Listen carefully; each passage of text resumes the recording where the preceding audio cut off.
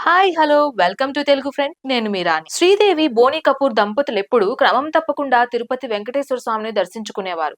పిల్లలు జాన్వీ కపూర్, ఖుషీ కపూర్ తో కలిసి రావడం, స్వామివారి సేవల కొలువు తీరడం అన్నది ఎప్పటికప్పుడు జరిగేది.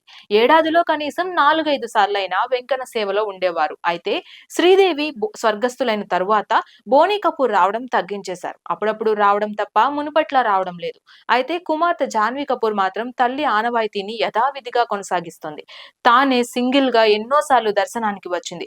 అప్పుడప్పుడు బోనీ కపూర్, ఖుషీ కపూర్ తో వాళ్ళెవ్వరూ లేకపోతే తాను ఒక్కతే దర్శనం చేసుకునేది. అయితే అమ్మడి జీవితంలోకి ప్రియుడు శిఖర్ పహారియా వచ్చిన తరువాత అతనితో పాటు జంటగా హాజరవడం ఈ మధ్య కాలంలో జరుగుతుంది.